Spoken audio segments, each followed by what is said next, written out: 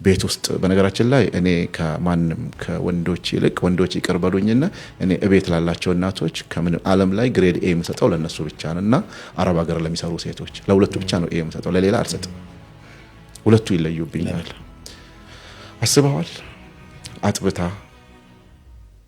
ጠርጋ አብልታ አሳድጋ ትልቁን አፋስፈትታ የማታረገው ነገር የለም። በቃ ሰውየው በቃ ሙሉ ኦልሞስት የወንዶች ድርሻ እንደተጠበቀ ሆኖ ግሬድ ኤ እስከ 85% ያለው የእናት ነው። ከዛ ውጪ ደግሞ እነዚህ አረብ ሀገር የሚሄዱ እህቶቻችን በጣም የተለያየ ሀገር ሲሄድ እንዴት አንጀቴን እንደሚበሉኝ አስበዋል? እንዴት ህይወት እንደሚለውጡ አስብ።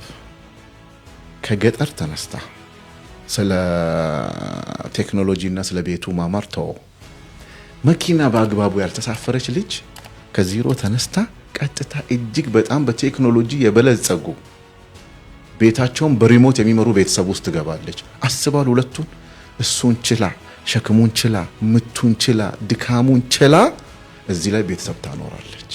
ለኔ እነዚህ ልጆች አገር ናቸው። በቃ በተለያየ አገር ሄጄ በተለያየ ነገር እንደዚህ ሳገኛቸው ረፍ ሲኖር በመዞርበት ኮሚኒቲ ሳላገኝ አልሄድም።